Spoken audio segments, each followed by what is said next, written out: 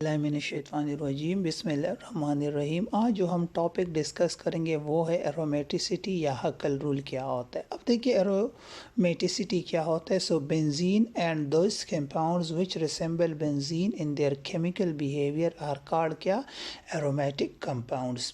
फिर एरोमेटिसिटी के लिए कुछ इंपॉर्टेंट कंडीशंस होती है। सबसे पहले ये कि मॉलिक्यूल को साइक्लिक होना चाहिए। नंबर 2 के प्लेनर होना चाहिए। प्लेनर से मुराद ट्राइगोनल प्लेनर sp2 हाइब्रिडाइजेशन होनी चाहिए। नंबर 3 है कि कंजुगेशन होनी चाहिए, मतलब रेजोनेंस होनी चाहिए। नंबर 4 के वो हकल रूल को मतलब फॉलो करे या हकल रूल उस पर अप्लाई हो। हकल रूल ये होता है 4n+2 is equal to pi electron plus lone pair या नेगेटिव चार्ज। अब बाज़ बुक्स में ये लॉन पेयर नहीं है, लेकिन अगर आप 8 करोगे तो फिर आपके लिए आसानी होगी। एक लॉन पेयर 2 इलेक्ट्रॉन्स के बराबर होता है और एक नेगेटिव चार्ज भी 2 इलेक्ट्रॉन के बराबर होता है। अब एक और आसान सी ट्रिक है। एरोमेटिक कंपाउंड में जो पाई इलेक्ट्रॉन्स होंगे वो तो 2 होंगे या 6 या 10 या 14 या 18। अब 2 के साथ 4 जमा करें 6, 6 के साथ 4 10, 10 के साथ 4 14, 14 से के साथ 4 तो 18 हो जाएंगे। आसान एग्जांपल है कि बेंजीन एरोमेटिक है ना, उसमें 6 है। सो बेंजीन से 4 कम करें तो 2 आएगा, 4 ऐड करें तो 8 आएगा। मतलब ये 6 से 4 ऐड करोगे तो 8, 4 कम करोगे तो 2। सो ये एरोमेटिक होंगे। फिर for anti aromatic pi electrons किसके बराबर होंगे, 4 8 12। अब यहाँ पे 2 नहीं है ना, 4 ऐड आपने कर रहे हो। सो 4 के साथ फिर 4 ऐड करें। सो 8 8 के साथ फिर 4 12, 4 12 के साथ फिर 4 16, 16 के साथ फिर 4 तो 20। अब ये कुछ स्ट्रक्चर्स है।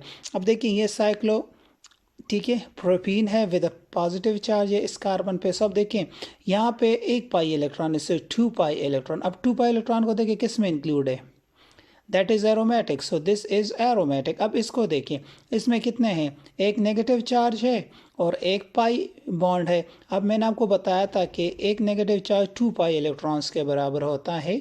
सो जब 2 पाई इलेक्ट्रॉन्स के बराबर होता है, सो दोनों को आप देखें, ये नेगेटिव ये पॉजिटिव होता है। सो 2 के बराबर होता है। So it is 4 pi electrons. So ये एंटी एरोमेटिक है। अब यहाँ पे देखिए एक पाई इलेक्ट्रॉन है, 2 यहाँ पे नेगेटिव चार्ज है। सो एक नेगेटिव चार्ज यहाँ पे कितने, 2 पाई इलेक्ट्रॉन। सो 2 और 2 4 और 2 6। So again aromatic.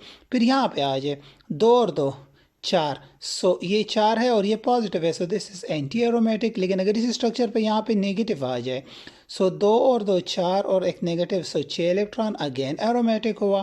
फिर इसको देखिए 2 लॉन पेयर है, लेकिन ये एक लॉन पेयर क्या होता है, ये कंजुगेशन में हिस्सा लेता है और एक लॉन पेयर इसके पास होता है। सो यहाँ पे अगर आप देखें, सो 2 लॉन पेयर्स है। सो 2 यहाँ पे देखिए 2 और 2 4 और फिर यहाँ पे 2 लॉन पेयर है, लेकिन एक लॉन पेयर जो है ये कंजुगेट विद पाई बॉन्ड है, तो इसको आप इंक्लूड नहीं करोगे क्योंकि ये रोटेशन में हिस्सा लेते हैं, कंजुगेशन में हिस्सा लेते हैं। आप सिर्फ एक लॉन पेयर को कंसिडर करोगे। सो it is 6 pi electron, this is aromatic. अब यहाँ पे सल्फर को देखें तो इसमें भी 6 पाई इलेक्ट्रॉन है। ये एक कंजुगेशन में हिस्सा लेते हैं जो सल्फर के पास 2 लॉन पेयर है और ये एक इसके पास होता है। So again this is aromatic, ये भी एरोमेटिक है। यहाँ पे अगर आप देखिए गौर से, सो यहाँ पे एक स्ट्रक्चर है 1 2 3 4 5 6 7 8 है। ये मतलब साइक्लो ऑक्टेन है, लेकिन इसमें फिर ट्रिपल बॉन्ड है। सो साइक्लो ऑक्टेट्राईन है। अब यहाँ पे अगर आप गौर से देखें, सो 3 पाई बॉन्ड है। सो 6 इलेक्ट्रॉन हो गए, 2 नेगेटिव चार्ज, तो 4 ये हो गए। सो कितने हो गए, 10, अगेन एरोमेटिक हुआ। अब अगर आप इस हकल रूल को अप्लाई करना चाहते हो इस मॉलिक्यूल पे, सो देखिए 4n+2 is equal to pi electron plus lone pair.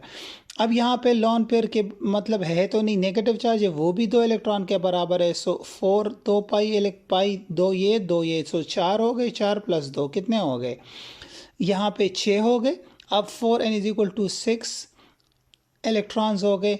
फिर ये 2 मैंने उधर कर लिया, तो 6 - 2 इज इक्वल टू 4। n की अगर वैल्यू निकालूँ सो 1। अब यहाँ से देखिए अगर n 0 आ जाए, 1 आ जाए, होल नंबर में आ जाए तो वो एरोमेटिक होगा, और होल नंबर में ना आ जाए तो फिर वो नॉन एरोमेटिक होगा। ये बात याद रखिएगा जो हकल रूल है, ठीक है। 4n+2 is equal to pi electron plus 4n+2 is equal to pi electron plus lone pair. बाज़ जगहों पे ये लॉन पेयर इंक्लूड करते हैं, बाज़ जगहों पे इंक्लूड नहीं करते, ठीक है।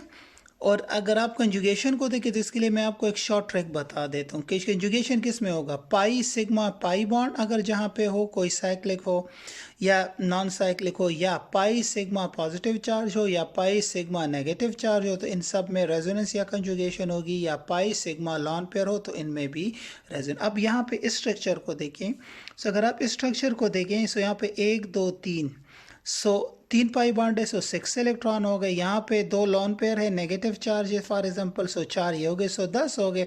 अब 4n is equal to 10 minus 2, so n is equal to 8 हो गया, डिवाइडेड बाय 4 अगर आप n की वजह, सो 2 again this is aromatic and so on. आप मुख्तलिफ स्ट्रक्चर इसके ज़रिए मालूम कर सकते हैं।